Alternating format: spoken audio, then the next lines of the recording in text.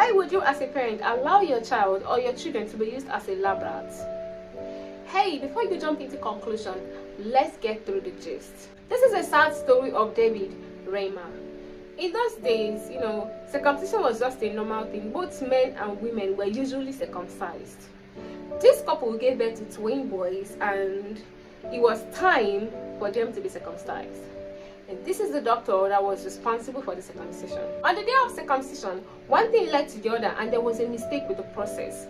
This doctor burnt the genital of one of the babies. Remember, there are two. He burnt the genital of one of the two, and that was a very severe case. Sometimes you need to make research, you need to ask around and just know, especially when it comes to hospital, when it comes to health, you just need to be sure so you don't fall a victim. This doctor was somehow obsessed with trying to prove a point, and the point was you can switch a gender if you want. And this family somehow became his perfect lab rat.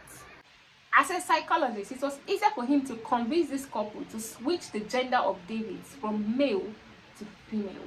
David's twin was not circumcised, probably because he started with David, and when there was a fault, when there was an error in the process, there was no need for him to continue. Let me quickly say this: if you are looking for a legit site that you can get information about scholarship, work, and all of that, Info360 has got you covered. Click on the link and explore. Reimer underwent surgeries to transform him from male to female. In all of this, nobody told him his true identity. While all of this was going on, the doctor used this as an opportunity for him to prove a point, because he was using them as he was experimenting with him to prove that you can change from male to female or from female to male during infancy. Growing up as a teenager, it was very difficult for him to accept his fate.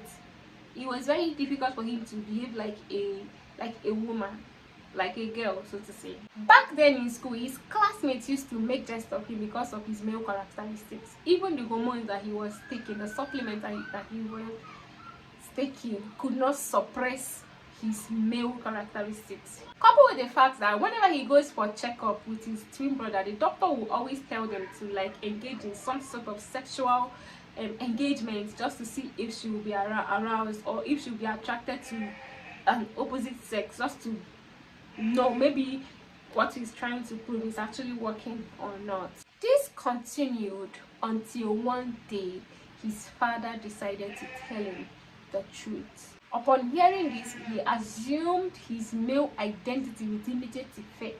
He had surgeries again to remove the growing breast and reconstructed a penis. He later got married to a single mother of 3 and started, going to events, speaking up about his experience.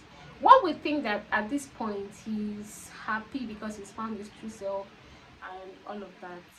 But nobody knew that the experience he had was still traumatizing him. One would think that by now he would be having a fun-filled life. But no, life had other plans. He faced both family and unemployment. On the 2nd of May 2004, his wife told him that she wanted a divorce. And 2 days later, he committed suicide by firearm.